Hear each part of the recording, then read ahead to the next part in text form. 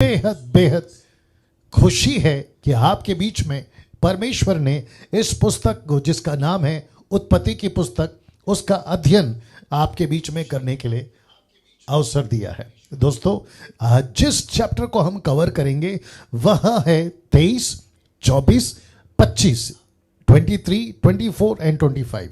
ये जो 3 अध्याय या चैप्टर्स हैं, इसके ऊपर आज जो है हम बात करने पर हैं। दोस्तों, रिक्वेस्ट करता हूं कि जितनी तादाद में, जितनी जल्दी हो सके जुड़ते चले जाएं, कनेक्ट होते चले जाएं। वॉच पार्टी और दूसरों के साथ शेयर करने वाली बातें आप जितनी जल्दी हो सके करते चले जाएं। मुझे इस वक्त में आपको बताने दीजिए कि ये जो 3 चैप्टर हैं, 23, 24, 25, अद्भुत अद्भुत प्रकाशन, बहुत सारा मसाला, आत्मिक मसाला जी आपको मिलने पर है। लेकिन उसके पहले कुछ चीजें जल्दी से कर लेते हैं, और वह यहां है कि सबसे पहले इस अध्ययन के ऊपर हम आपको सिखा रहे हैं, बात कर रहे हैं, लेकिन मसीह मंथन बैठक वर्ल्ड ग्रुप के पेज से। जी, मेरा खुद का पेज जो कि डैनियल राज, वहां से भी आपको दिख रहा होगा, लेकिन मैं चाहता हूं कि मसीह मंथन पेज को आप जितनी तादाद में लाइक कर सकते हैं करते रहिए। दूसरों को भी शेयर करने के लिए, दूसरों को भी लाइक करने के लिए आप जरूर कहें। चलिए दोस्तों, एक ग्रुप मसीह मंथन बैठक, जो कि शॉर्ट में एमएमबी वर्ल्ड ग्रुप, जो इस टेलीग्राम ऐप में चलता है, और मैं चाहता हूं कि आप सभी इस टेलीग्राम ऐप को डाउनलोड करें और फिर उसके बाद इस मसीह मंथन से आप जुड़ सकते हैं। और यह ग्रुप अपने आप में बहुत बहुत अद्भुत तरीके से काम कर रहा है, करता रहेगा। और आपको बता दें कि काफी लोग, हजारों की तादाद में या लाखों की तादाद में लोग ब्लेस हो रहे हैं। कैसे जुड़ सकते हैं? इस नंबर से कॉल करना है और फिर ये 3 नंबर, तो ऐसे करके टोटल 6 नंबर, ये 3, इसकी स्क्रीनशॉट ले लीजिएगा, कुछ सेकंड रख रहा हूं। फिर उसके बाद में ये 3 नंबर, इसकी स्क्रीनशॉट ले लीजिएगा, कुछ सेकंड रख रहा हूं। और फिर उसके बाद आपको कॉल करना है इनको। यदि ये कॉल नहीं उठाते, मैसेज ड्रॉप करिए, ये आपको कॉल बैक करेंगे। साथ ही साथ जितने पास्टर्स हैं भारत के बाहर, जिस किसी भी कंट्री से, पाकिस्तान से, बांग्लादेश से, नेपाल से, अफ्रीका से, यूके, यूएसए, इटली, आप इजराइल, जहां कहीं से भी आप जुड़ना चाहते हैं, आप सभी का स्वागत है। लेकिन कुछ चीजों को ध्यान रखना है, जैसे कि कल्ट ग्रुप को हम नहीं लेते या उनको हम स्वीकार नहीं करते हैं। ओनली जीसस, जवा विटनेस, माता यरूशलेम, सर्वशक्तिमान बिजली चमकना, जो कि कोरिया का कोई ग्रुप है, और साथ ही साथ इल्यूमिनाटीज और टंग्स में बात करने वाले, जिब्रिश, जिस टंग्स को बाइबल मानती है या कहती है या रिकॉर्ड है, उसको डैनियल राज विश्वास करता है। लेकिन जो चीज बाइबल में नहीं है, जिसको कहते हैं फोर्सफुली कलीसिया के ऊपर थोप दिया गया, ऐसे दान, 1 कुरिन्थियों 12:1, जिसको पौलुस कहता है कि दानों के प्रति अनजान नहीं रहना, do not be ignorant of the gifts of Holi spirit, इसका जिक्र पौलुस करता है। और ऐसी बहुत सारी टीचिंग जो नॉन बिब्लिकल है, मसीह मंथन उसको स्वीकार नहीं करेगा।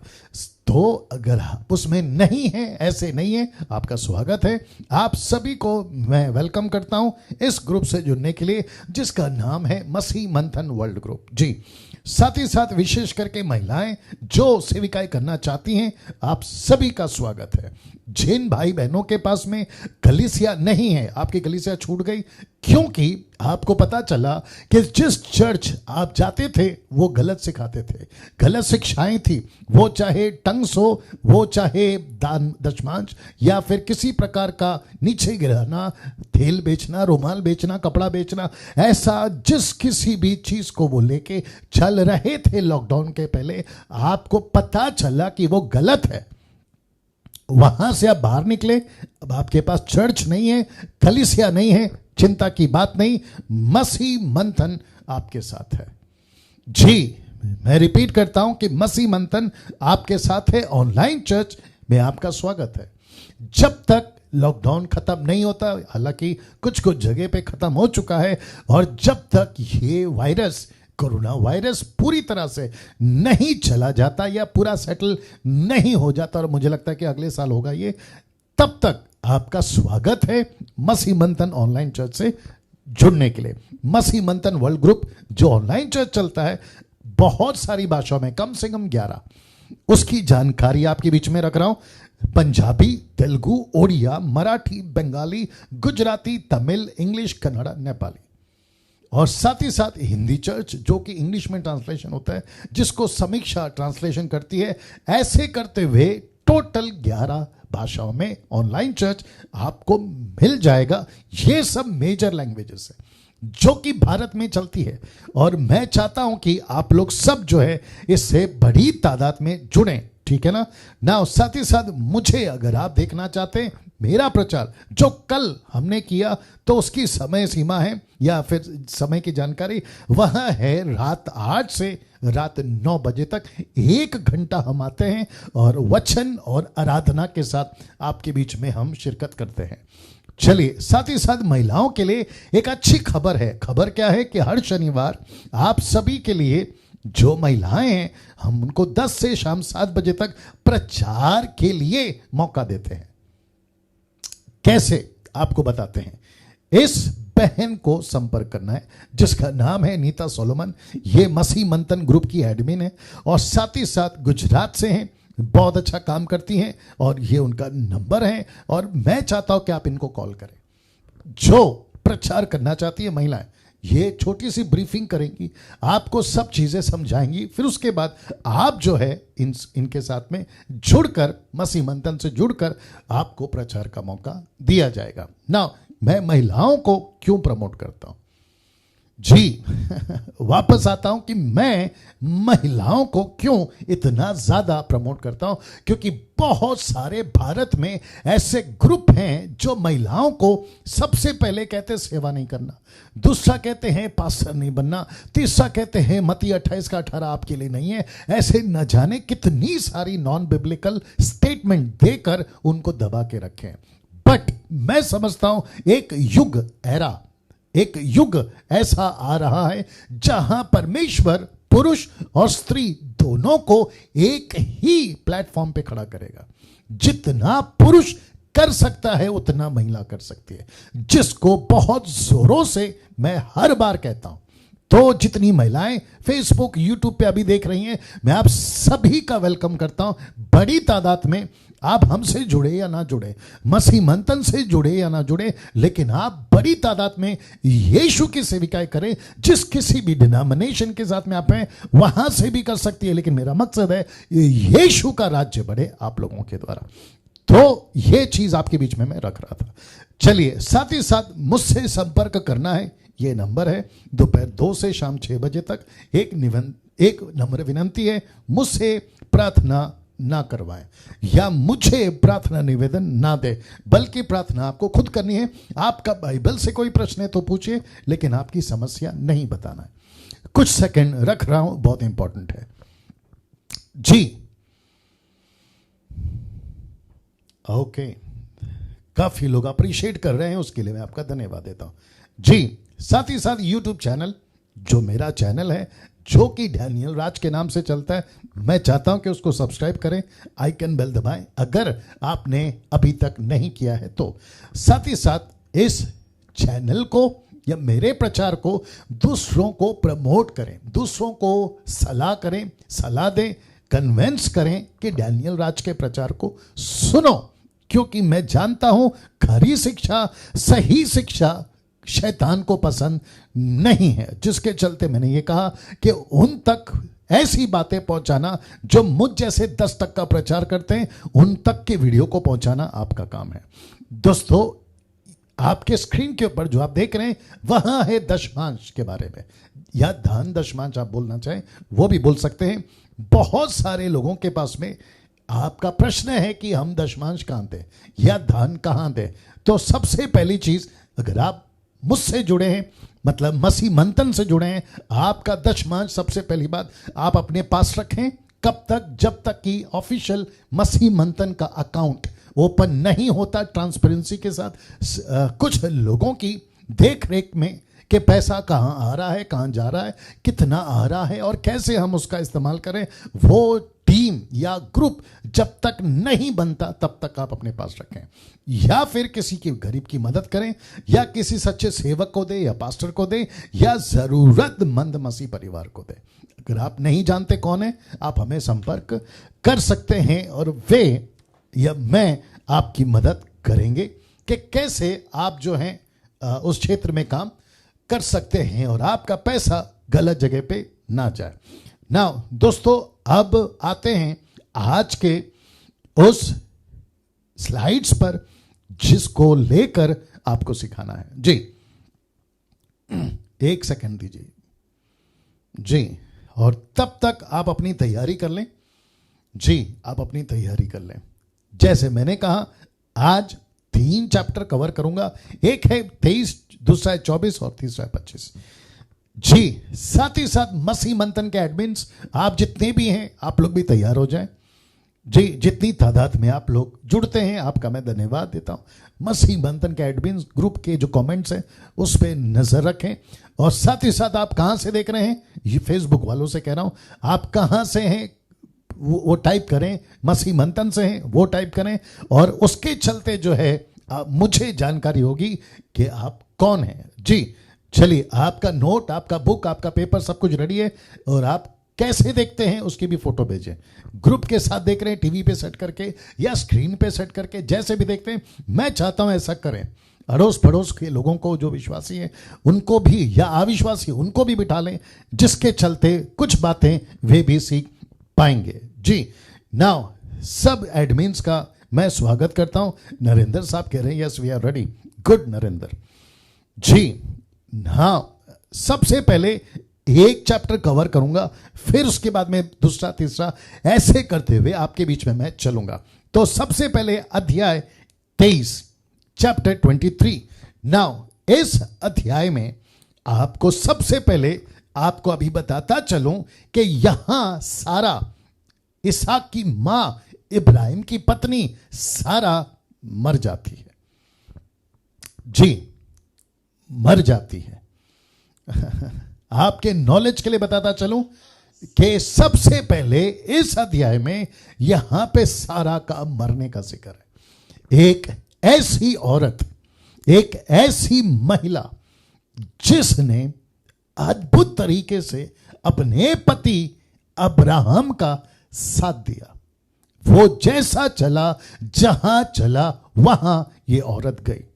तो इसकी 23वीं अध्याय की वचन 1 और 2 शुरू करता है एक ऐसी स्त्री, जिसको मैं लास्ट में भी बताऊंगा, एक ऐसी स्त्री जिसका मृत्यु हो जाता है, इसका जिक्र है। वचन 1, अध्याय 23, वचन 1 शुरू कर रहा हूं। लिखा है कि सारा तो 127 वर्ष की आयु की पहुंची। ब्रैकेट में आपके नॉलेज के लिए लिखा हूं 127।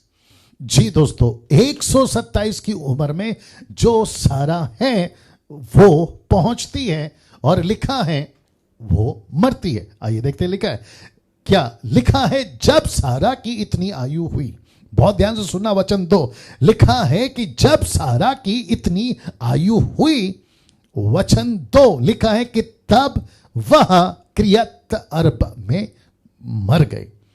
किर्यत अर्बा में मर गए। किर्यत अर्बा ऐसे नाम है मिडिल ईस्ट के। जब लिखा है उसको ही उच्चारण कर रहा हूं, 19-20 हो सकता है, लेकिन आप मेरे साथ बने रहे। लिखा है तब वह किर्यत अर्बा में मर गए। दूसरे शब्दों में, सारा की आखिरी सांस उसने पृथ्वी पे ली और वो मर गई। नाउ जैसे ही वो मरती है, उसी का कंटिन्यूएशन वचन 2 का लिखा है, यह तो कनान देश में है। कौन सी जगह? ये जगह किर्यत अर्बा में। ये कौन सी जगह में? लिखा है कनान, कैनानाइट्स। ये वहां पर है क्योंकि अब्राहम और सारा और इसहाक का जो उस वक्त में करंट एड्रेस, लोकेशन, वो था कनान। जी, और आप सभी को पता है कि परमेश्वर ने कहा था कि मैं तुझे और तेरे वंश को कनान में लेकर आऊंगा। जिसकी जानकारी आपके बीच में रख रहा हूं। लिखा है यह तो कनान देश में है और हेब्रोन भी कहलाता है। वचन आगे लिखता है, सो अब्राहम सारा के लिए रोने पीटने को वहां गया। कहां गया? हम सभी को पता है कि अब्राहम का तंबू और सारा का तंबू अलग अलग होता था, जिसको आप आगे भी देखोगे। तो ये वहां गया, और जब ये वहां गया, वचन 3, तब इब्राहिम अपने मुर्दे के पास से उठकर, यानी कि अपनी पत्नी सारा के पार्थिव शरीर से उठकर हित्तियों से कहने लगा। ये हित्तियों कौन है और क्या कहने लगा, इसका भी जिक्र आपके बीच में रखूंगा। वचन 4 लिखा है कि मैं तुम्हारे बीच अतिथि और परदेसी हूं, मैं स्ट्रेंजर हूं। दूसरा ट्रांसलेशन इंग्लिश में मुझे मिला एलियंस हूं, इसका मतलब है मैं परदेसी हूं। लिखता है कि मैं तुम्हारे बीच में अतिथि परदेसी हूं और मुझे अपने मध्य में कब्रिस्तान के लिए एक ऐसी भूमि दो जो मेरी नीच की हो जाए, कि मैं अपने मृतकों को गाड़ कर अपनी आंख से दूर करूं। वाह नाउ 800 के आसपास लोग जुड़ चुके हैं। आप सभी को फिर से कहना चाहता हूं, वॉच पार्टी करिए, शेयर करिए और दूसरों तक इस शिक्षाओं को पहुंचाइए। आप सीख रहे हैं उत्पत्ति की पुस्तक। जिस अध्याय पे हम बात कर रहे हैं वह है 23 और आज खत्म हो जाएगा टोटल 25 तक। इसका मतलब है कि आज 33वां दिन, अगर मैं गलत नहीं 33वां दिन 33 दिन पूरे हो गए और आज आपके बीच में आदि पुस्तक खत्म हो जाएगी। अब आप लोग सोच रहे होंगे पास्टर डैनियल, क्या 17 दिन जो बचे हैं उसमें बाकी 25 अध्याय पूरे हो जाएंगे? जी हां, ना तो फास्ट जाऊंगा ना किसी प्रकार की गड़बड़ी, लेकिन बिल्कुल आपके बीच में जो है वचन को रखते हुए हम आगे बढ़ेंगे। वापस कहता हूं, हम सीख रहे हैं उत्पत्ति की किताब। नाउ इंटरेस्टिंग चीज आपके बीच में रखने जा रहा हूं। क्या? आइए देखते हैं। वचन 5 लिखा है कि हित्तियों ने अब्राहम से कहा, हे हमारे प्रभु हमारी सुन, तू तो हमारे बीच में बड़ा प्रधान है। क्यों कहा उन्होंने? क्योंकि इसने जमीन मांगी। इन्होंने जमीन मांगी। मैं आगे कनेक्ट करूंगा। वचन आगे कहता है, हमारी कब्रों में से जिसको तू चाहे उसमें अपने मृतकों को गाड़। हम में से कोई तुझे अपनी कब्र के लेने से ना रोकेगा कि तू अपने मृतकों को उसमें क्यों गाड़ता है या गाड़ने ना पाए। मतलब हम तुझे किसी प्रकार का, हमारी जमीन पे कैनानाइट्स कहते हैं, हित्ती लोग कहते हैं, वो कहते किसी प्रकार का कोई तुझे तकलीफ नहीं होगा। वचन 7 देखिए, तब लिखा है अब्राहम उठकर खड़ा हुआ और हित्तियों के सामने जो उस देश के निवासी थे दंडवत करके कहने लगा।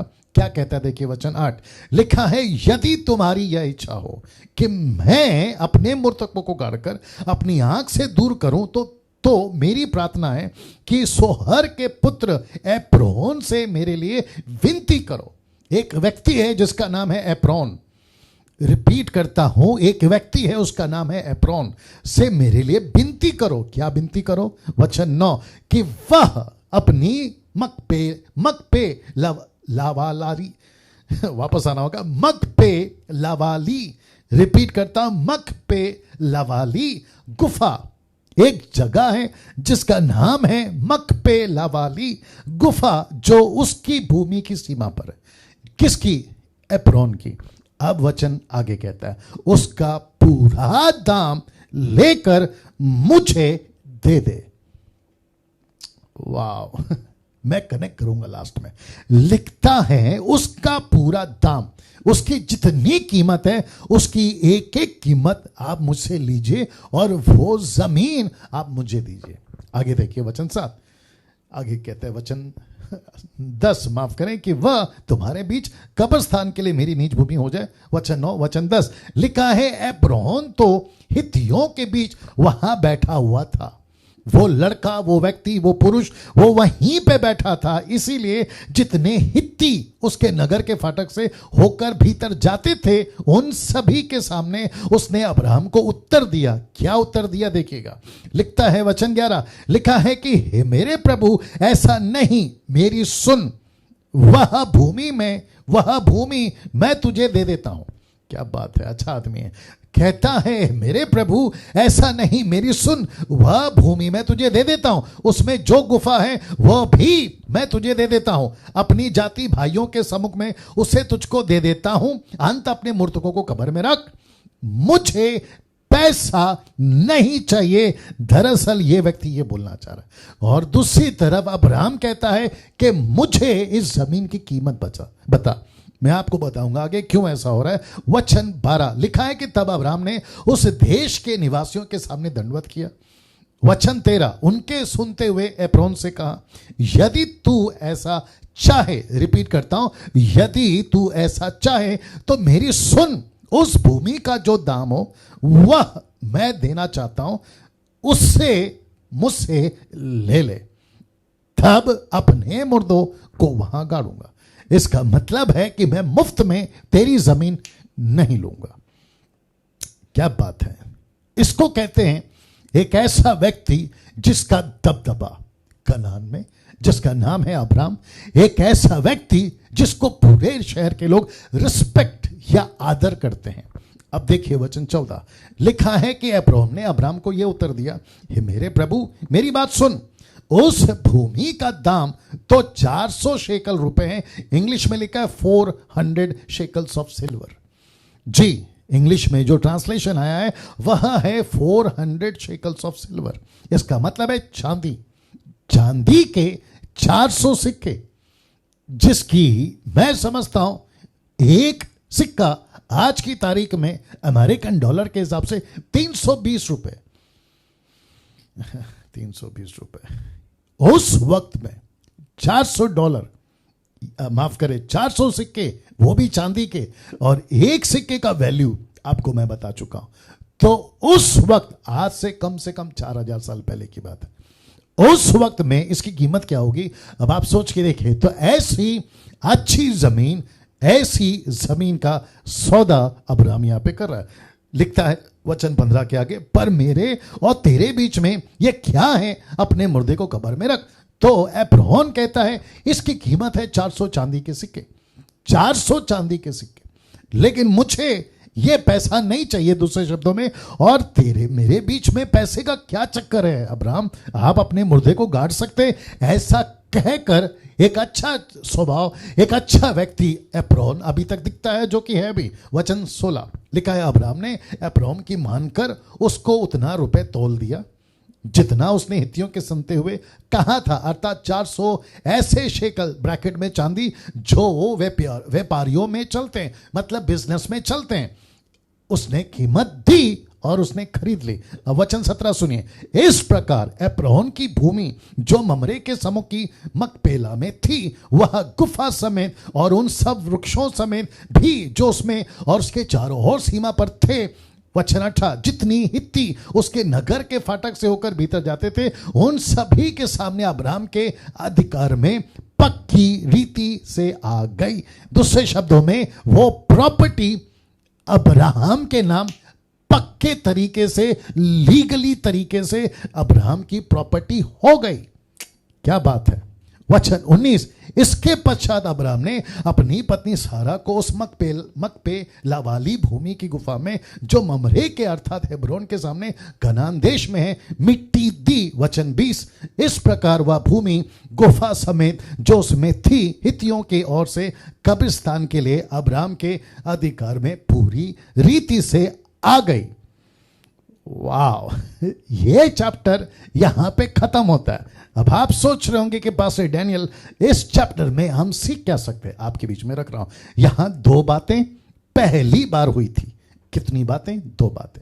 मैं कुछ सेकंड इसको रख रहा हूं, कनेक्ट होते चले जाइएगा और जुड़ते जाइएगा। जी, सबसे पहले वापस कहता हूं, इस 23वें अध्याय में सारा का मृत्यु होता है। इसका पूरा चैप्टर यही है।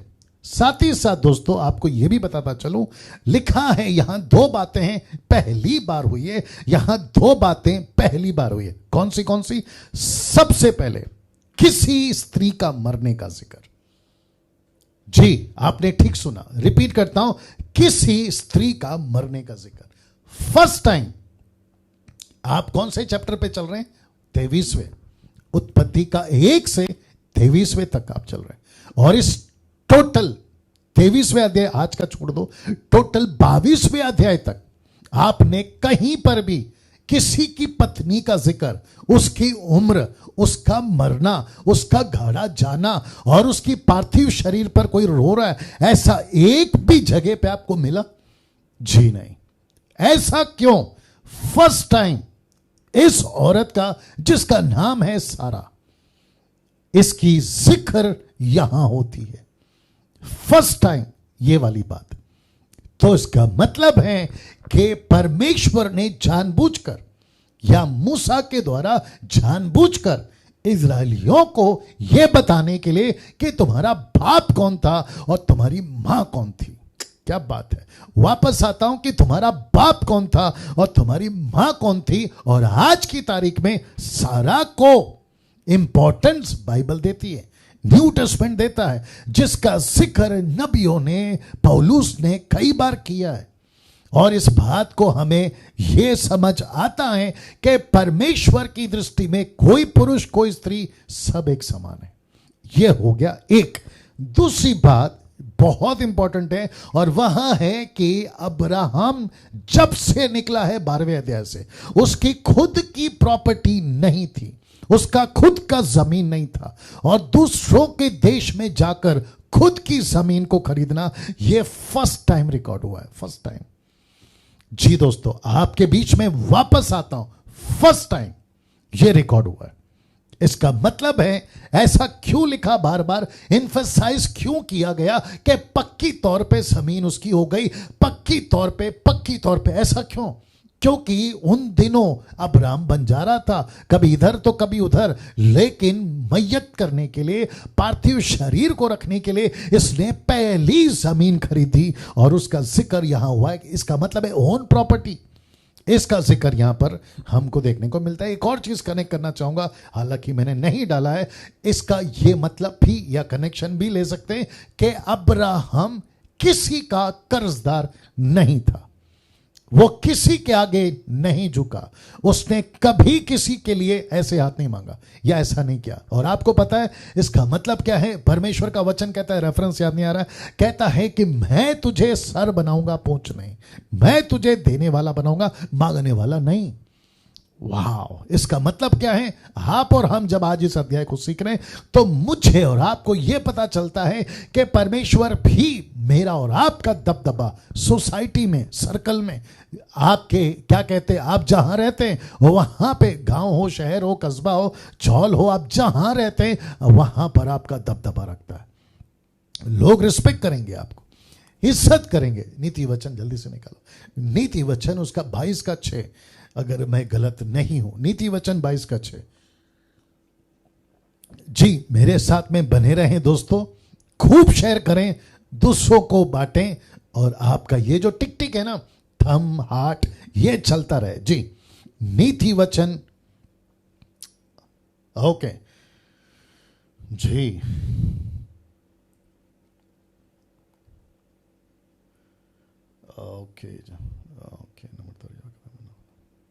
ओके, वचन 4, नीति वचन 22 का वचन 4, the book of Proverbs chapter 22 verse 4 लिखा है, नम्रता और यहोवा के भय मानने का फल धन, महिमा और जीवन आता है। रिपीट करता हूं, धन, महिमा और जीवन। महिमा का मतलब है रिस्पेक्ट, आदर, जो आसपास में आपको मिलता है। आपको पैसा मिलता है, आपको इज्जत मिलती है, और साथ ही साथ आपको जीवन मिलता है, और आपको उम्र बढ़ती है, आपकी एज बढ़ती है। क्या बात है। और यह कब होता है दोस्तों? यह तब होता है जब आप परमेश्वर के साथ में चलते हैं और परमेश्वर आपके साथ यह कार्य को करता है। वचन, माफ करें, अध्याय 24, जी आपके स्क्रीन के ऊपर अध्याय 24। नाउ ये जो अध्याय है यह बहुत लंबा है, कम से कम पद 1 से लेकर 67 तक।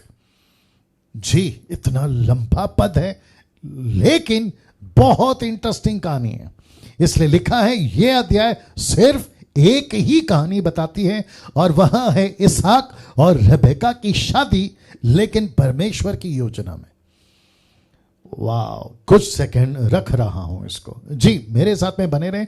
वापस आता हूं, फेसबुक यूट्यूब वालों मेरे साथ में बने रहे।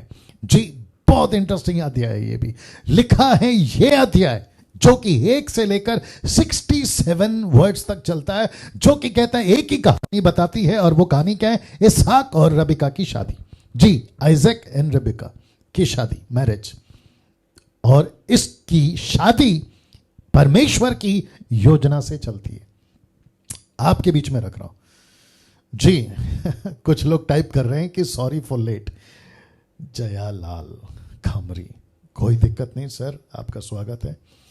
जयालाल खामरी लेडीज है, ब्रदर है, क्या है मालूम नहीं, माफ करें, लेकिन कोई दिक्कत नहीं। जी, वापस आते हैं। ये अध्याय एक कहानी बताती है और वह है इसहाक और रबिका की। नाउ वापस कहता हूं, आप क्या सीख रहे हैं? उत्पत्ति की किताब।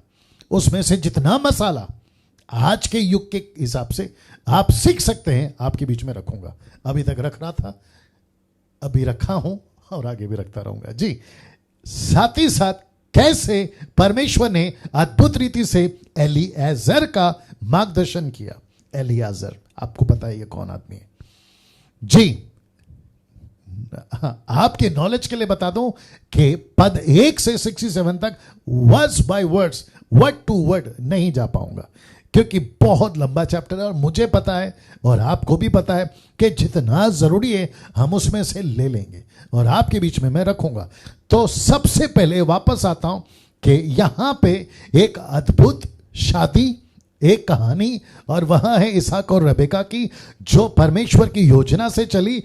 कैसे परमेश्वर ने अद्भुत रीति से एलियाजर का मार्गदर्शन किया। नाउ आपके नॉलेज के लिए बता दूं कि ये एलियाजर कौन है। एलियाजर वो है जो इसहाक के पैदा होने से पहले अब्राहम को लगा कि ये मेरा वारिस होगा, क्योंकि एलियाजर बहुत सच्चा, बहुत ईमानदार, खरा, सीधा एक ऐसा व्यक्ति था जो अब्राहम का नौकर था, सेवक था, सर्वेंट था, जिसके ऊपर अब्राहम को बहुत बहुत विश्वास था।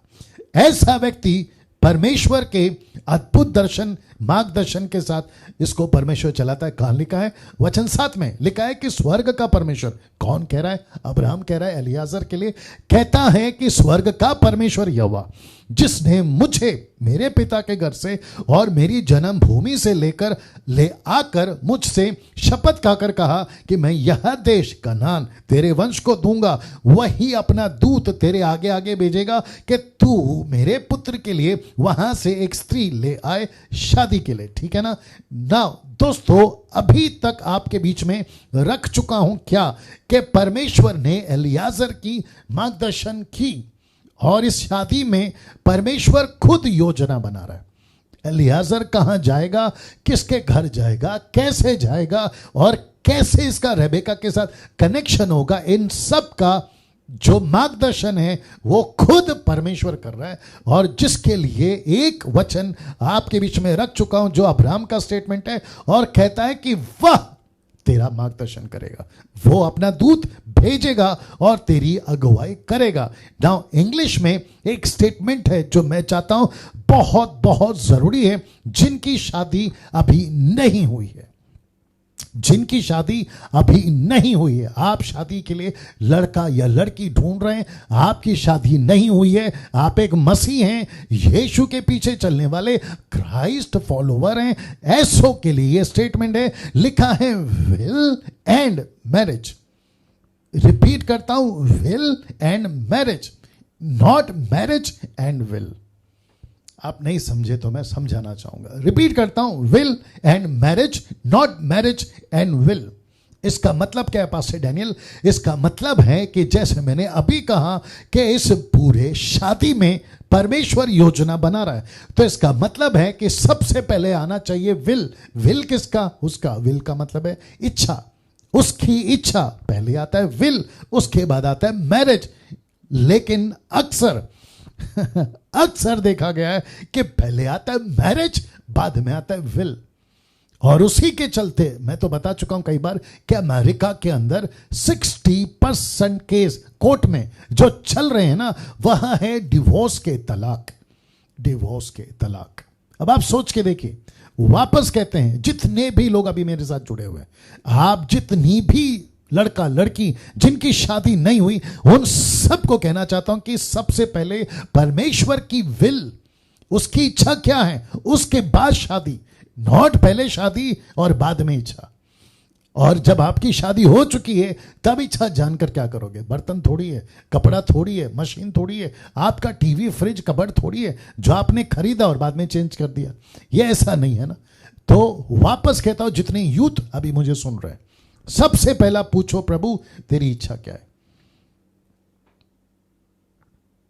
जी काफी लोग तारीफ कर रहे हैं जी। वापस आते हैं, सबसे पहले पूछिए कि परमेश्वर तेरी इच्छा क्या है।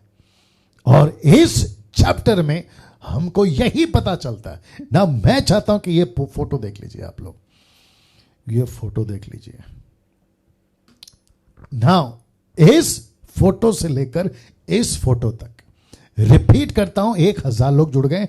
रिपीट करता हूं कि इस फोटो से लेकर इस फोटो तक आपको यहां पता चलेगा परमेश्वर की योजना। यहां सफर शुरू हुआ था एलीआजर का, और यहां पे आप देख सकते हैं कि एलीआजर का हाथ इसहाक की तरफ है। ये रहा इसहाक, इसहाक की तरफ है। और ये रही वो लड़की जिसका नाम है रेबेका, रिबका, रेबेका। ये लड़की अद्भुत लड़की है, अद्भुत लड़की है। और किस अद्भुत तरीके से परमेश्वर ने इस लड़की का एलीआजर की तरफ मार्गदर्शन किया और एलीआजर का मार्गदर्शन इस लड़की की तरफ किया, आप सोच नहीं सकते, आप सोच नहीं सकते। मैं आपके बीच में और एक चीज रखना चाह रहा हूं, आगे भी रखूंगा, अभी कनेक्ट कर देता हूं आपको। कनेक्शन क्या पता है? जिस देश से ये व्यक्ति निकला जिसका नाम है एलीआजर, और जिस देश में ये पहुंचा जिसका नाम है रेबेका, आपको पता है दोनों के बीच में मैप के हिसाब से मैं स्टडी कर चुका हूं, इसलिए बता रहा हूं, कम से कम 400 किलोमीटर का गैप है। 400 किलोमीटर आप समझते हैं जी? 400 किलोमीटर जितने गुजरात के हैं, मुंबई से गुजरात मतलब बड़ौदा 400 किलोमीटर, और महाराष्ट्र के लोग यहां से औरंगाबाद 400 किलोमीटर से भी ज्यादा। अब आप सोचिए ये किसके ऊपर ट्रैवल कर रहा है पता है? ना तो टेम्पो, ना ट्रक, ना प्लेन, ना ट्रेन, ना मोटरसाइकिल, ना साइकिल, ना रिक्शा, ना ऑटो, किसी प्रकार का कोई साधन नहीं है। इसके पास में एक ही साधन था और वो थे ऊंट, कैमल, ऊंट। वाह 400 किलोमीटर एक व्यक्ति निकलता है जिसको पता नहीं है जाना कहां है, जिसको पता नहीं है लड़की कौन है, जिसको पता नहीं है एड्रेस क्या है, जिसको पता नहीं है लौट कर वापस आऊंगा तो कैसे जवाब दूंगा, ऐसा टोटल जीरो। कौन? एलीआजर निकल पड़ता है एक ऐसे परमेश्वर के भरोसे पर जिसका ये दास था, उस मालिक के परमेश्वर पर भरोसा करते हुए निकलता है। Can you believe this? इस व्यक्ति से जिसका नाम है एलीआजर, किसी प्रकार का कोई होप नहीं, किसी प्रकार का कोई मैप नहीं, जीपीएस किसी प्रकार का जीपीएस नहीं, राइट जाना है, लेफ्ट जाना है, स्ट्रेट जाना है, रुकना है, क्या करना है, 400 kilometre. Can you believe that? ऐसी परिस्थिति में इसका भरोसा कौन था पता है? सिर्फ एक ही, और वो है एलोहिम, यहोवा, परमेश्वर। वाह और कुछ चीजें और कनेक्ट कर देता हूं, आगे तो बताऊंगा। खैर आपको पता है जी आपको पता है इस व्यक्ति ने परमेश्वर के दास अब्राहम को कुछ चीजें बताई, मैं आपको कनेक्ट करूंगा आगे भी। ये कैसे पॉसिबल है, वो लड़की कैसे आएगी, वो लड़की आएगी भी कि नहीं आएगी, ये सब कुछ उसके मन में था। और अब्राहम ने कहा कोई बात नहीं, आती है तो भला, नहीं आती है तो तू मेरी वाचा से या वादे से छूट गया। मैं आपको बताऊंगा क्या है। नाउ इंटरेस्टिंग पार्ट आपके बीच में रखने जा रहा हूं। लिखा है रेबेका का दिल बहुत बड़ा था। जी रिपीट करता हूं, रेबेका का दिल बहुत बड़ा था। किस मामले में? आपको बता रहा हूं किस मामले में। जी रेबेका का दिल बहुत बड़ा था, इसीलिए बड़ा धन वाला पति उसको मिला। मैं कुछ सेकंड रख रहा हूं इसको। जी दोस्तों, कुछ सेकंड रख रहा हूं जी, वापस आता हूं। लिखा है रेबेका का दिल बहुत बड़ा था, इसीलिए बड़ा धन वाला पति उसको मिला। जिसका मतलब है, या इसका मतलब है कि ऐसा व्यक्ति जिसका नाम है इसहाक, जिसकी जो अब्राहम की प्रॉपर्टी का अकेला एकमात्र वारिसदार, जी एकमात्र वारिसदार, सारी प्रॉपर्टी का मालिक इसहाक की सारी संपत्ति की मालकिन रेबेका बनती है। प्रश्न उठता है कैसे पास्टर डैनियल, कैसे? वचन 10 लिखा है, तब वह दास अपने स्वामी के ऊंटों में से कितने ऊंट? लिखा है 10 ऊंट छांट कर, आगे बताता हूं, तब वह फुर्ती से अपने, ओके इसको बाद में बताता हूं। लिखा है 10 ऊंट छांट कर, 10 ऊंट छांट कर।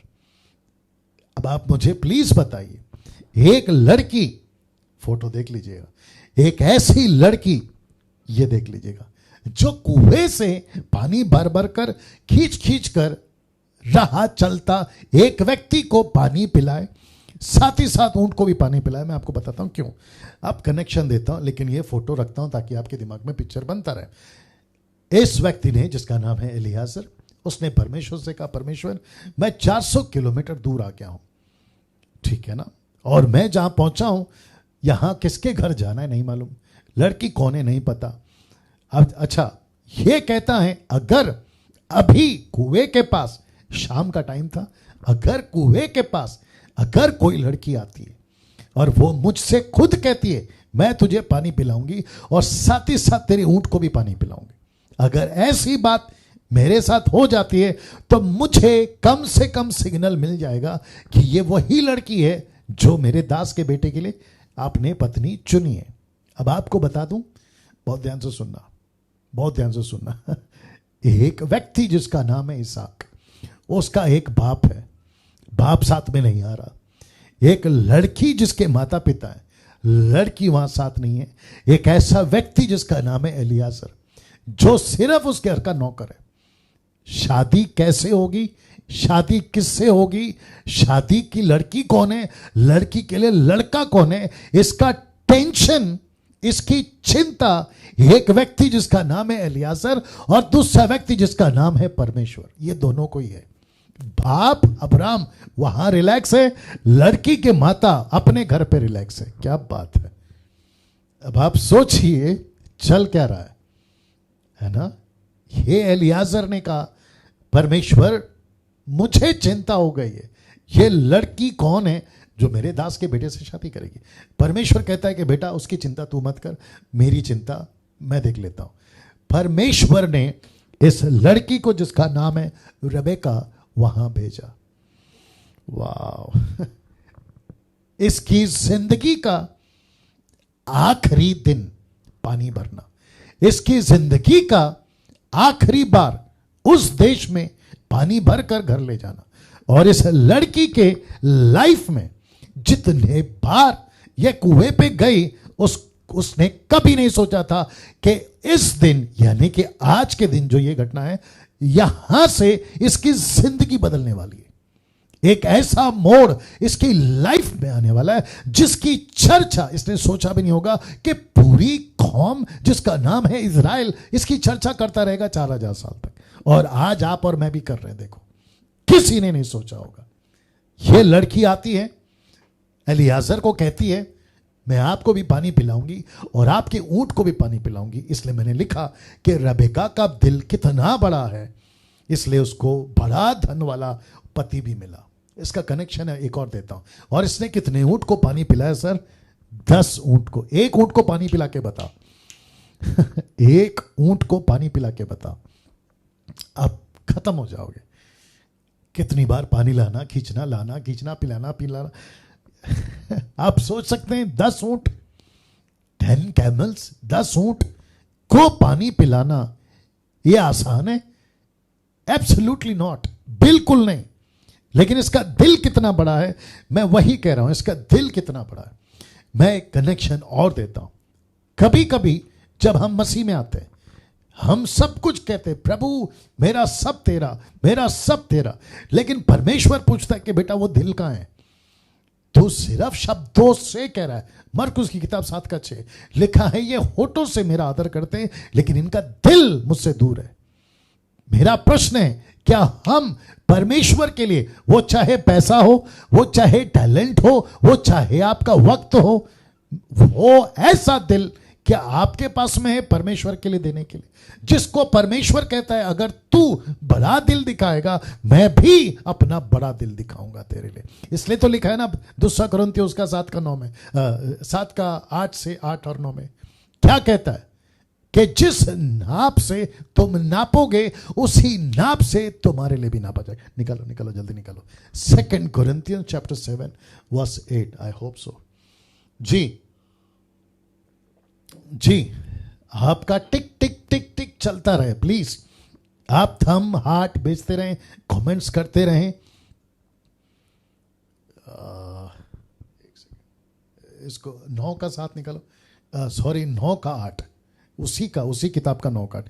2 Corinthians chapter 9 verse 8, माफ करें 8 का, सॉरी 9 का 8। जी कुछ सेकंड दीजिएगा जी। 9 का 8।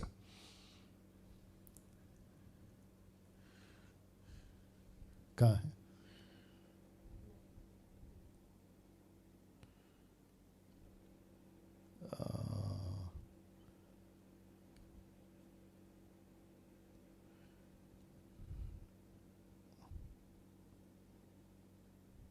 Okay not okay. वचन 6, 2 कुरिन्थियों 9 का 6। 2 Corinthians chapter 9 verse 6 लिखा है, परंतु बात यह है जो थोड़ा बोता है वह थोड़ा काटेगा भी, और जो बहुत बोता है वह बहुत काटेगा।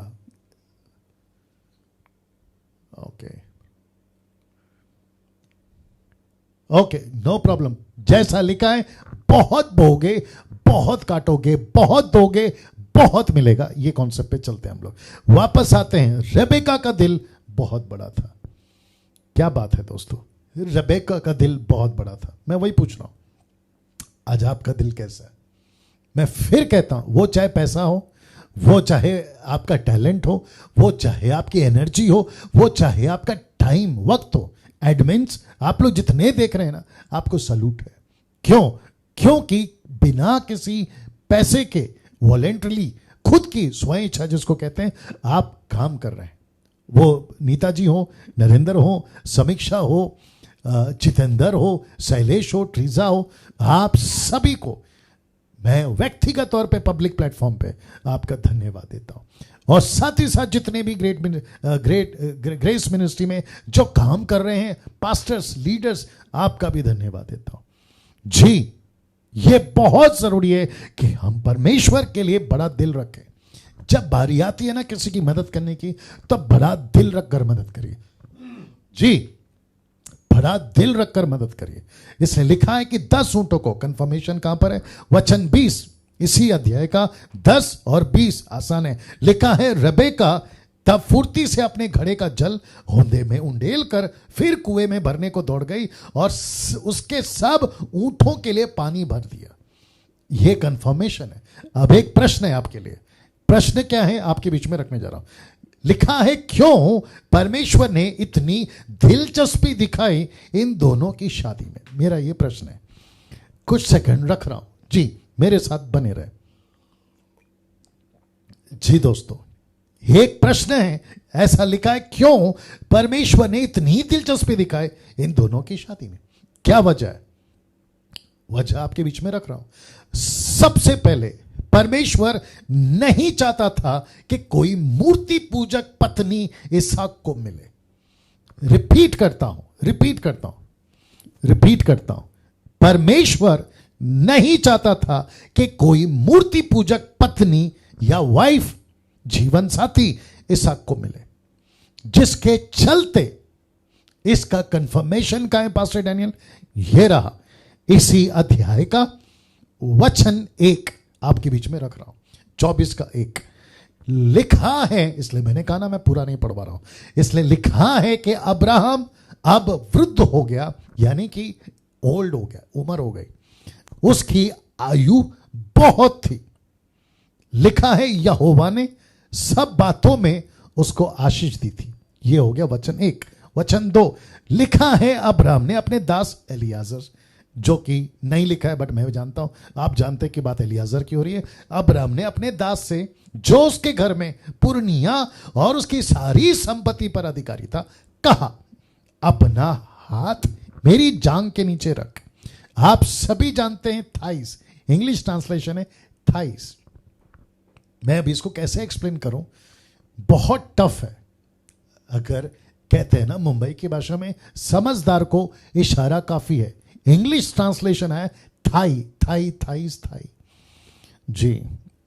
आप सभी को पता है, उत्पत्ति के 17वें अध्याय में जब परमेश्वर ने कहा मैं तुझे तेरा खुद का बेटा दूंगा और तुझे और मुझे आपस में एक वाचा बांधनी है, जिसको इंग्लिश में कहते कवनेंट, वाचा। वो वाचा क्या थी कि तुझे और ये वाचा तुझे और तेरी पीढ़ी दर पीढ़ी को करनी होगी, और जिसको कहते हैं खतना, सरकमसेंस, खतना। अब आप समझ गए होंगे कि शरीर का वो हिस्सा जिसको खतना करने को कहा था, अब्राहम कहता है वहां से वाचा की बात आती है। और उस वक्त में उतना स्टडी या उतनी जानकारी नहीं थी, या मूसा ने नहीं डाला एग्जैक्टली क्या है, लेकिन लिखने वाला कहता है, क्योंकि हिब्रू में उसका ट्रांसलेशन अलग है, इसलिए मैं ज्यादा डिटेल में नहीं जा रहा हूं। आगे आप समझदार हैं कि उस जगह पर अपना हाथ रख जहां से वाचा शुरू होती है। किसके बीच में? परमेश्वर और मनुष्य के बीच में, खास करके इजराइल और यहूदियों के बीच में। वहां हाथ रख, जिसको कहते थाई या जांग के नीचे हाथ रख, और मुझसे वादा कर। क्या वादा कर? आगे आप समझ गए होंगे। वचन 3 लिखा है मुझसे आकाश और पृथ्वी के परमेश्वर यहोवा की इस विषय में शपथ खा, कसम खा। एलियाजर शपथ खा, कसम खा, क्या? कि तू मेरे पुत्र के लिए कनानियों की लड़कियों में से जिनके बीच में मैं रहता हूं किसी को ना ले आएगा। वचन 4, परंतु तू मेरे देश में मेरे ही कुटुंबियों के पास जाकर मेरे पुत्र इसहाक के लिए एक पत्नी ले आएगा। और जिसके चलते मैंने ये डाला था, परमेश्वर नहीं चाहता था कि कोई मूर्ति पूजक, उसकी मूर्ति पूजा करने वाली पत्नी इसहाक को मिले, नहीं चाहता था परमेश्वर। और यही वजह है जिसको पौलुस कहता है विश्वासी और अविश्वासी का क्या नाता, परमेश्वर और शैतान का क्या नाता। एक मेज पे ये दो नहीं बैठ सकते दोस्तों। मुझे नहीं पता अभी मुझे कौन कौन सुन रहा है, मैं नहीं जानता मुझे कौन कौन सुन रहा है, विश्वासी अविश्वासी, मेरे हिंदू भाई, मुस्लिम भाई, सिख भाई, मुझे नहीं पता। लेकिन ये स्टेटमेंट मैं देना चाहता हूं, अगर आप परमेश्वर के हैं, आप यीशु के हैं, आपकी शादी नहीं हुई है, क्योंकि आज ये टॉपिक चल रहा है इसलिए कह रहा हूं, ऐसी किसी पति या ऐसे किसी पत्नी को शादी नहीं करना जो परमेश्वर को नहीं किसी मूर्ति की पूजा करता हो। पत्थर, लकड़ी, पत्ता नहीं, ऐसे किसी के साथ शादी नहीं करना। यह बहुत स्पष्ट और बहुत सटीक, एक्यूरेट, बड़े जोर से, बड़े दबाव के साथ, दूसरे शब्दों में इस बात पे दबाव डालते आपके बीच में कहना चाहता हूं कि ऐसा किसी लड़का या लड़की से शादी नहीं करना after being a Christ follower, मसीह बनने के बाद नहीं करना, जो किसी मूर्ति की या लड़का लड़की पूजा करते हो, नहीं करना। पास्टर डैनियल, मैं जिससे शादी करूंगा या करूंगी वो जीवन साथी मेरा है, लाइफ पार्टनर। कैसे प्रूफ होगा? आपके बीच में इतनी देर से चिल्ला चिल्लाकर मैं क्या कह रहा था कि एलियाजर को किसने लीड किया। अगर तब वो उसको लीड कर सकता है, आज आपको नहीं कर सकता? उस व्यक्ति का मार्गदर्शन कर सकता है, आपका नहीं कर सकता। जल्दबाजी क्यों? एक छोटा सा इशारा दे रहा हूं, अगर आपको ठीक लगे आप उसको देख लीजिएगा, आपको कैसा लगता है, ठीक है ना? बहुत ध्यान से सुनना। शादी के बाद अगर लड़का या लड़की मसीह के नजदीक पहुंच रहा है, वो शादी सक्सेस है। एक व्यक्ति कहती है या कहता है, जब से आपसे शादी हुई है या आपसे शादी करी या करा है, मैं परमेश्वर के नजदीक आया हूं, वो सही है। मैं बाइबल पढ़ने पाया हूं, वो सही है। मैं चर्च जा पा रहा हूं या पा रही हूं, वो सही है। मैं परमेश्वर के प्रेम को और नजदीक जा पा रही हूं, सही है। लेकिन कितने लोग ऐसे हैं जो कि मैं तादाद अगर गिनूं 90% लोग क्या कहते हैं, जब से शादी हुई है मैं चर्च से दूर हो गया, परमेश्वर से दूर हो गया, बाइबल से दूर हो गया, वचन से दूर हो गया, उसकी मर्जी से दूर हो गया, गई भैंस पानी में। ऐसी शादी या ऐसा पति या ऐसी पत्नी किस काम की जो तुमको परमेश्वर से अलग करे? वो तो मूर्खता है। मूर्ख क्यों? महामूर्ख। जो भी 1100 लोग देख रहे हैं, मैं आप सभी को कहना चाहता हूं, आपके पास में अभी वक्त है। जवानों, आपके पास में अभी वक्त है। जल्दबाजी में ऐसा कोई फैसला नहीं करना जो परमेश्वर को पसंद नहीं है, जिसके चलते ही मैं ये बातें आपके बीच में रख पा रहा हूं। अब ऐसा क्यों लिखा है? ऐसा क्यों? परमेश्वर ने एलियाजर की, मैसेज पे आ रहा हूं, परमेश्वर ने एलियाजर का मार्गदर्शन क्यों किया? रेबेका को क्यों लेकर आया? इसहाक के साथ शादी करो, वो क्यों किया? यह इतना लंबा चौड़ा 400 किलोमीटर का यात्रा को सक्सेस क्यों किया? लौटाकर वापस उसको पहुंचा दिया और सारा, माफ करें, रेबेका और इसहाक की शादी हो गई। और बिल्कुल सटीक तरीके से ये, इन सब के पीछे एक प्रश्न है, क्यों? रिपीट करता हूं, क्यों? इसको आपके बीच में रखना चाहूंगा। ये लिखा है, गॉडली लाइन को बचाए रखना था। जी उत्पत्ति के 3 अध्याय से इस चीज को मैं बोलते आ रहा हूं। उत्पत्ति के 3 अध्याय से कि लिखा है गॉडली लाइन को बचाए रखना था। यह गॉडली लाइन कहां से शुरू हुई? आप सभी को पता है। उत्पत्ति के 3 अध्याय में गॉडली लाइन कौन कौन थे ये भी बता चुका हूं, और जिसके चलते रेबेका का ही आना जरूरी था। रेबेका एक ऐसी लड़की जो परमेश्वर को जानती है, एक ऐसी लड़की जो मूर्ति पूजक नहीं है, एक ऐसी लड़की जो किसी दूसरे की लकड़ी पत्ता पेड़ की आराधना नहीं करती, एक ऐसी लड़की जो इसहाक के लिए सही जीवन साथी हो, क्योंकि इसी के कोख से एक ऐसा लड़का पैदा होगा जिसका नाम है याकूब। क्या बात है दोस्तों, कनेक्ट रहिए मेरे साथ। एक ऐसा लड़का पैदा होगा जिसका नाम है याकूब, और याकूब से 12 गोत्र या 12 ट्राइब्स, 12 गोत्र। वाह अब आपको पता चल रहा होगा, अब्राहम का परमेश्वर, इसहाक का परमेश्वर, याकूब का परमेश्वर। याकूब का नाम चेंज किया इज़राइल, और इज़राइल का मतलब है 12 गोत्र, और उसी गोत्र में से, उस 12 गोत्र से एक राष्ट्र जिसका नाम है इज़राइल, ब्रैकेट में यहूदी। और इसी यहूदी कौम में, यहूदी देश में, यहूदियों के बीच में यीशु का जन्म। यीशु का जन्म, क्या बात है दोस्तों। अब आप सोचिए कितना सटीक और कितना एक्यूरेट परमेश्वर योजना बनाकर अपने गॉडली लाइन को लेकर आ रहा है। कैसे लेकर आ रहा है, इस सब की स्टडी आपको दे चुका हूं। नाउ आखिरी चैप्टर 25 आपके बीच में रख रहा हूं। वचन 1 लिखा है कि तब अब्राहम ने एक पत्नी ब्याली, ब्रैकेट में लिखा इंग्लिश में टुक अ वाइफ। अब आप सोच रहे होंगे पास्टर डैनियल, अब्राहम की कितनी पत्नी थी? एक ही पत्नी थी, और जिसका नाम है सारा। लेकिन टुक अ वाइफ, जो कि स्टडी कर चुका हूं हिब्रू ओरिजिनल मैन्युस्क्रिप्ट के मुताबिक, आपको बताता चलूं, जो कि आपका नेक्स्ट लाइन आपको पता चलेगा, जिसका नाम है कतूरा था रखेलियों में से एक। बाप रे, वाह वापस आते हैं। लिखा है तब अब्राहम ने एक पत्नी ब्याली, ब्रैकेट में इंग्लिश में टुक अ वाइफ। इसने एक पत्नी को लिया या पत्नी घोषित किया।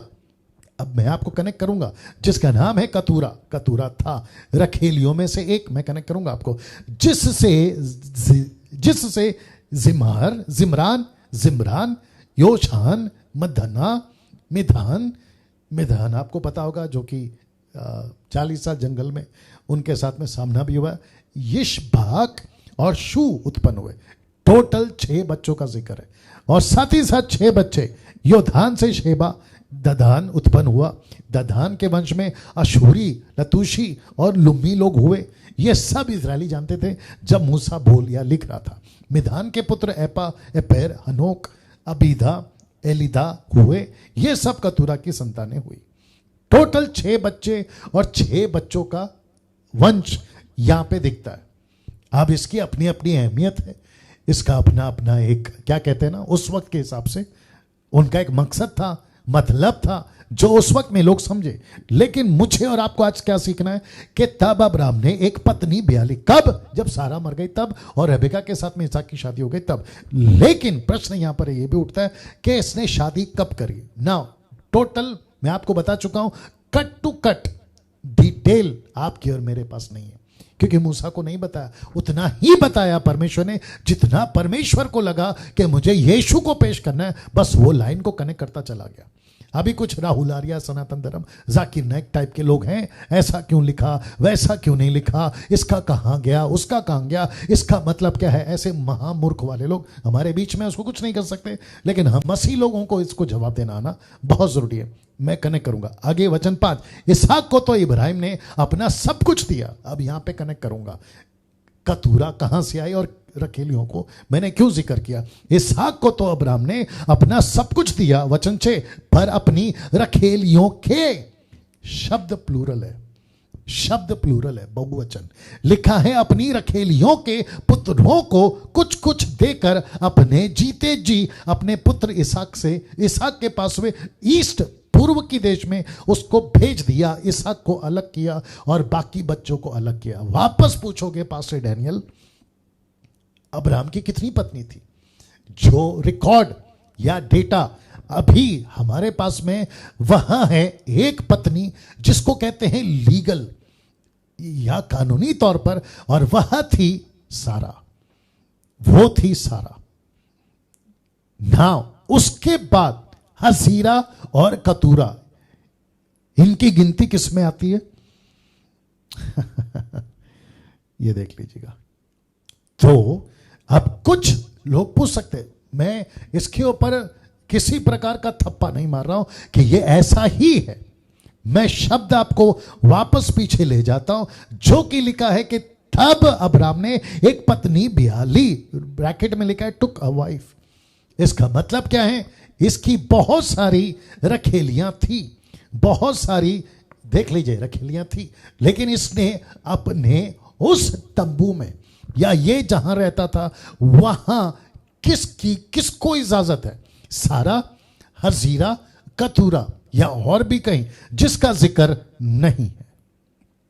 अब शब्द पे ध्यान दीजिए। वचन 6, अपनी रखेलियों के पुत्रों को कुछ कुछ देकर, पुत्रों को। अब 6 बेटे को तो जिक्र है, लेकिन उसके बाद कितनी बेटियां हुई इसका रिकॉर्ड नहीं है। उसके बाद कितने बेटे हुए जिसका रिकॉर्ड है, उसको छोड़कर उसका भी रिकॉर्ड नहीं है।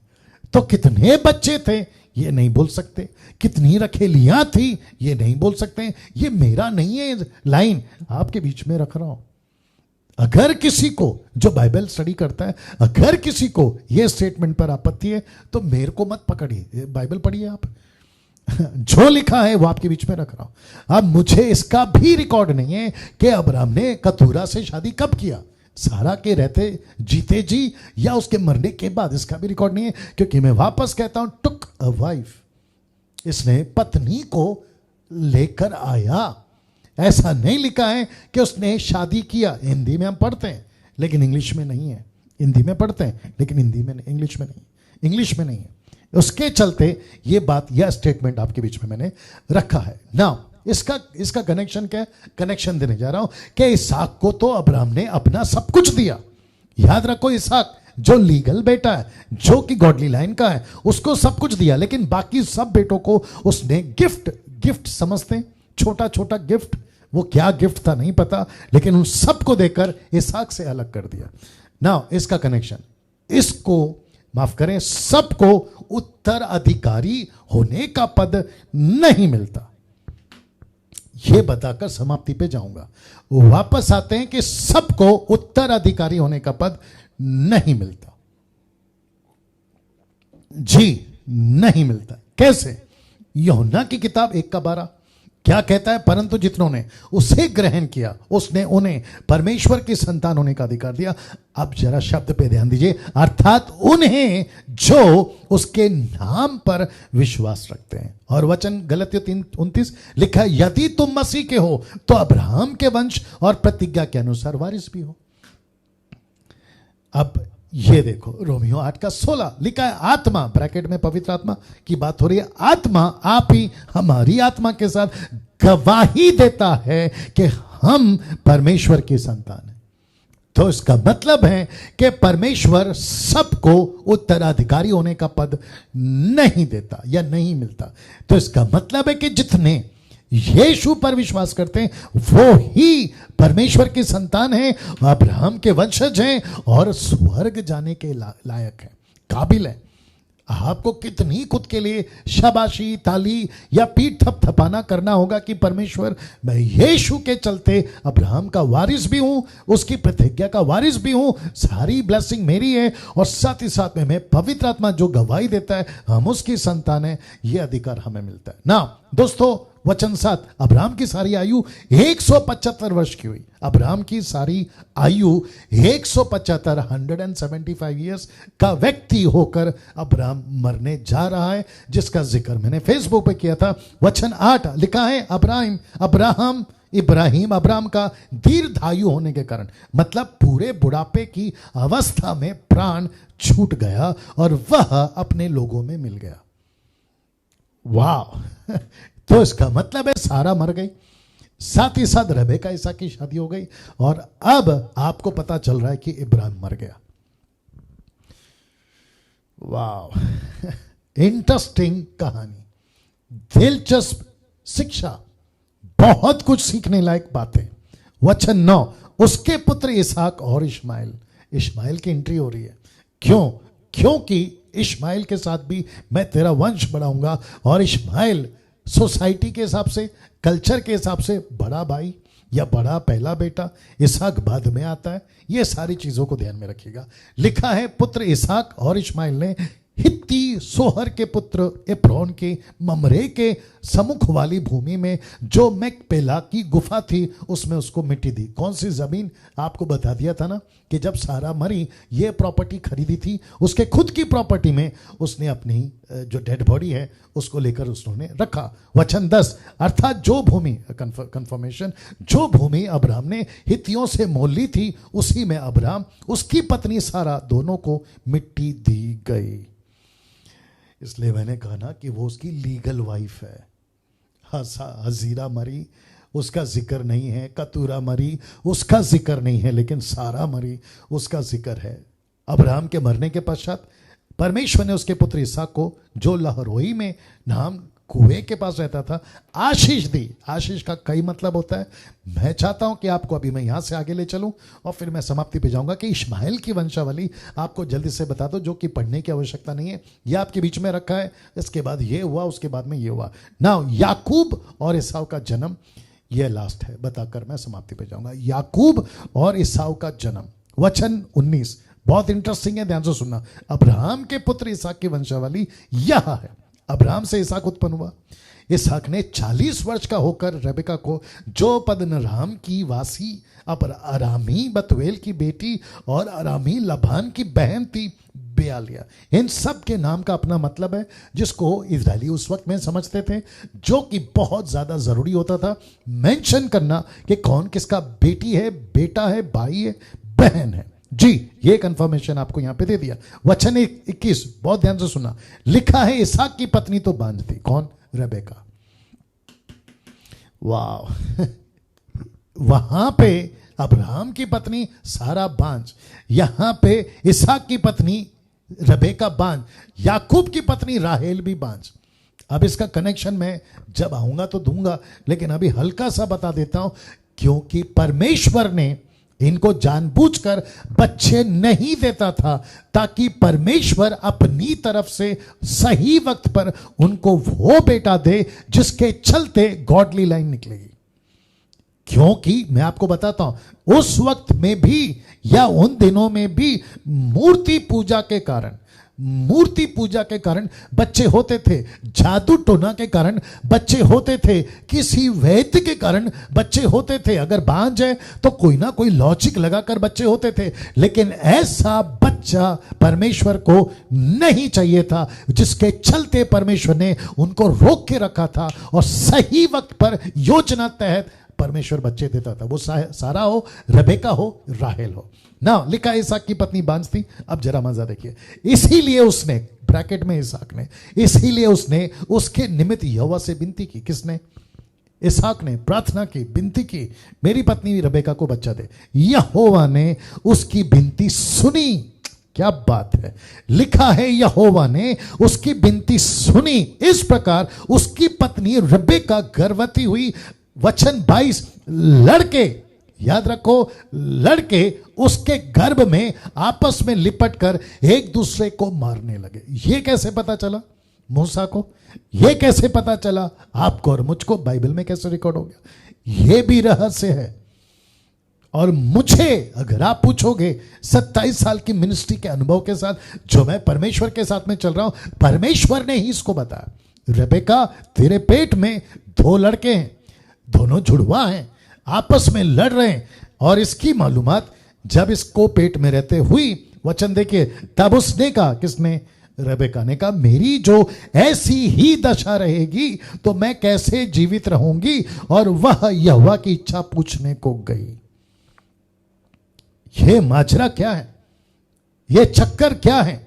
मेरे पेट में 2 लड़के आपस में झगड़ रहे। परमेश्वर का जवाब वचन 23 में लिखा है, तब यहोवा ने उससे कहा, तेरी गर्भ में 2 जातियां हैं।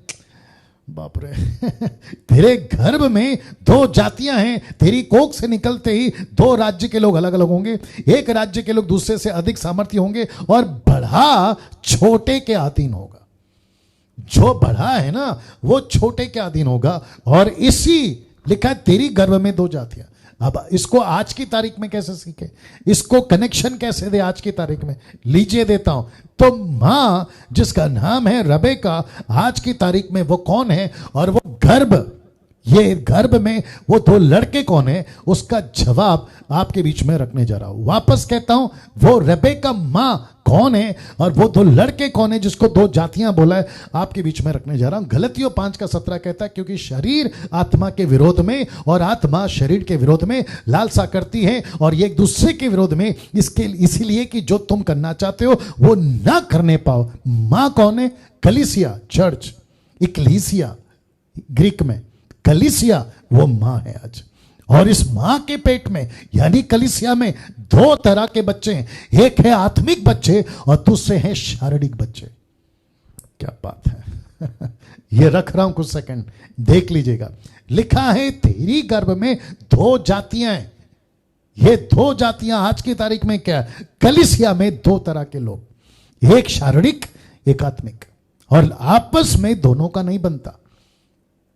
और आपको इंटरेस्टिंग बात बता दूं, लिखा है, एक के ऊपर राज्य करेगा और बड़ा छोटे के अधीन होगा। इसका मतलब क्या है? ये जो शरीर है ना, ये बहुत बड़ा है, लेकिन आपको पता है ये हमेशा, आप चाहें, मैं चाहूं, हम चाहें, इसको आत्मा का गुलाम बना सकते हैं। क्या बात है! वचन 24, जब उसके पुत्र उत्पन्न होने का समय आया तो तब क्या प्रकट हुआ कि उसके गर्भ में जुड़वे बालक हैं। जुड़वा बच्चा, जिसको इंग्लिश में कहते हैं ट्विंस, जुड़वा बच्चे हैं। लिखा है 25 में, पहला जो उत्पन्न हुआ वह लाल निकला, उसका सारा शरीर कंबल के समान रोममय था, इसलिए उसका नाम एसाव रखा गया। उसके पूरे शरीर में बाल बाल बाल बाल। यह पहला बच्चा मुझे नहीं मालूम उस वक्त में ये कैसा दिखता होगा। इसकी फोटो नहीं है, अगर फोटो बना भी दी जाए भयंकर डरावना दिखेगा। लिखा है, जो बच्चा उत्पन्न हुआ वो लाल निकला, उसका सारा शरीर कंबल के समान रोममय था, मतलब उसके पूरे शरीर में बाल बाल बाल थे। उसका नाम एसाव रखा। पीछे उसका भाई अपने हाथ से एसाव की एड़ी पकड़े हुए उत्पन्न हुआ, उसका नाम याकूब रखा गया। जब रेबेका ने उनको जन्म दिया तब इसहाक 60 वर्ष का था। अब कहानी कहां तक गई, एसाव पैदा हो गया, याकूब पैदा हो गया, दोनों जुड़वा थे। लेकिन अब जरा मजा देखिए, फिर वे लड़के बढ़ने लगे।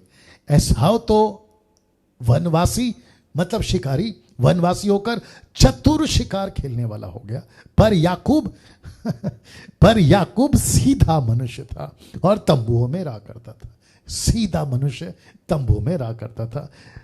वचन 28, इसहाक एसाव के आहेर का मांस खाया करता था, इसीलिए वह उससे प्रीति रखता था। बाप का फेवरेट कौन है? एसाव। मां का फेवरेट कौन है? याकूब। पर रेबेका याकूब से प्रीति रखती थी। वाह मैं आपको और एक बताता हूं। एक दिन याकूब भोजन के लिए कुछ दाल पका रहा था और मैदान से थका हुआ आया। अब ऊपर क्या लिखा है? इसहाक का फेवरेट एसाव, रेबेका का फेवरेट याकूब। अब आप लोग सोच रहे होंगे ना कि परमेश्वर किसको पसंद करता है, मैं रखूंगा उसको। आइए देखते क्या हुआ। लिखा है वचन 30 में, तब एसाव ने याकूब से कहा, वह जो लाल वस्तु है, ब्रैकेट में मैंने मसूर की दाल डाला है, मैं आगे कनेक्ट करूंगा, वह जो लाल वस्तु है मसूर की दाल, उसी लाल वस्तु में से कुछ मुझे खिला, क्योंकि मैं थका हूं। इस कारण उसका नाम एदोम भी पड़ा। वचन 31, याकूब ने कहा, अपना पहलोटे का अधिकार आज मेरे हाथ बेच दे। मतलब अपने बड़े भाई का पद मुझे बेच दे। ये मसूर की दाल तेरी और पद मेरा। माय गुडनेस, रिपीट करता हूं, ये मसूर की दाल तेरी, तेरा पद बड़े भाई का मेरा। क्या इस शर्त पे मुझे तू करेगा? वचन 32, एसाव ने कहा, देख मैं तो अभी मरने पर हूं। ऐसा कौन सा आदमी मर सकता है? क्या खाने के लाले पड़ गए थे? क्या इनके घर पे खाना नहीं था? मुझे नहीं समझ में आ रहा है इसने ऐसा स्टेटमेंट क्यों दिया। मैं कुछ चीजों को कनेक्ट करूंगा, लेकिन सब कुछ सिद्धांत, चिन्ह, अपोक्लिप्टिक दर्शन के रूप में बहुत कुछ सीखने लायक आज के युग से जोड़ने के लिए, कलीसिया से जोड़ने के लिए मैं बता रहा हूं। लिखा है एसाव ने कहा, देख मैं तो अभी मरने पर हूं, इसलिए पहलोटे के अधिकार से मेरा क्या लाभ होगा? मुझे नहीं चाहिए ये पद, मुझे नहीं बनना है बड़ा, ये तू ले ले। अब जरा वचन 33, याकूब ने कहा, मुझसे अभी शपथ खा। अंत उसने शपथ खाई। इसकी मूर्खता देखो, मसूर की दाल के लिए इसने शपथ खा ली और अपना पहलोटे का अधिकार याकूब के हाथ बेच डाला। बाप रे याकूब के हाथ बेच डाला।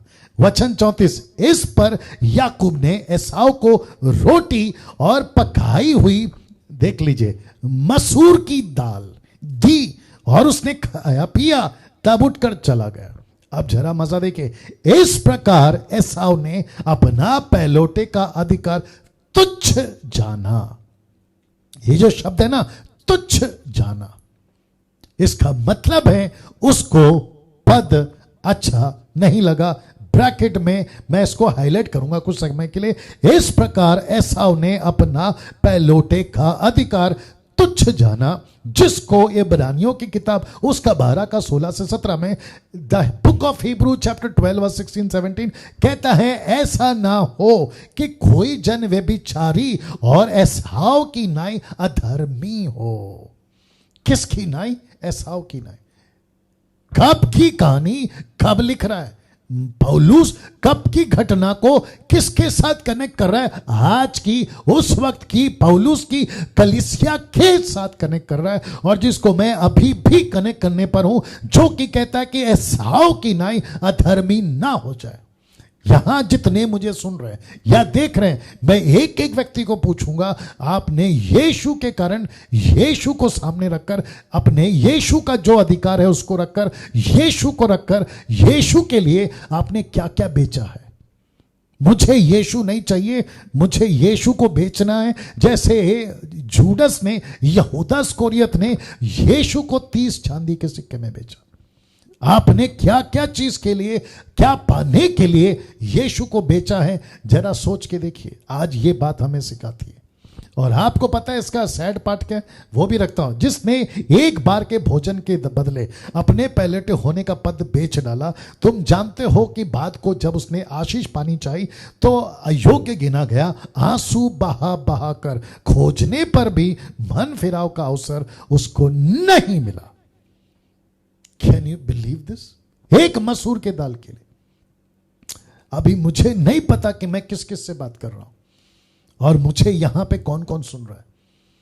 परमेश्वर एसाव को नफरत करता था। मैं रखने जा रहा हूं रोमियो 9:13, जैसा लिखा है कि मैंने याकूब से प्रेम किया परंतु ऐसो को अप्रिय जाना। मतलब ईसाव को अप्रिय जाना। कहां लिखा है? मलाकी 1:3 में, तो भी मैंने याकूब से प्रेम किया परंतु एसाव को अप्रिय जानकर उसके पहाड़ों को उजाड़ डाला, उसकी बपूती को जंगल के गीदड़ों का कर दिया। मुझे इतना गुस्सा है, परमेश्वर कहता है, मुझे एसाव पसंद नहीं है। बस मैं थोड़ी देर में खत्म करूंगा। मुझे एसाव पसंद नहीं है, मुझे याकूब पसंद है, मुझे एसाव पसंद नहीं। मैं वापस कहता हूं, रबेका के पेट में 2 बच्चे, एक है शारीरिक, दूसरा है आत्मिक। शारीरिक कौन निकला दोस्तों? एसाव। आत्मिक कौन निकला? याकूब। आप भी तो कोई चर्च में जाते हो ना, आप भी किसी चर्च के सेवक हो, पास्टर हो, मेंबर हो, दास हो, दासी हो। आज आपने कौन से मसूर की दाल के लिए यीशु को बेचा है पता लगाइए। किसी पैसे के लिए यीशु को बेचा है, किसी ने क्या कहते हैं व्यभिचार के लिए यीशु को बेचा है, गर्लफ्रेंड के लिए यीशु को बेचा है, बॉयफ्रेंड के लिए यीशु को बेचा है, एक्स्ट्रा मैरिटल अफेयर के लिए यीशु को बेचा है, किसी पैसे के लिए यीशु को बेचा है, झूठ के लिए आपने यीशु को बेचा। जरा पता लगाइए। इसी के चलते परमेश्वर कहता है मुझे एसाव पसंद नहीं। इस स्टेटमेंट के साथ में मैं खत्म कर रहा हूं। आज का मैसेज आपको कैसा लगा? आप क्या सीखे?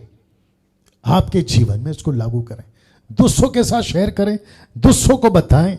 और मैं वापस कहता हूं, अद्भुत तरीके से परमेश्वर कल भी लगातार 50 अध्याय पूरे होने तक आपके जीवन से बात करता जाएगा। दोस्तों अपना ख्याल रखें। मसीह मंथन के पेज को लाइक करें, डैनियल राज के चैनल को सब्सक्राइब करें, आइकन बेल दबाना ना भूलें।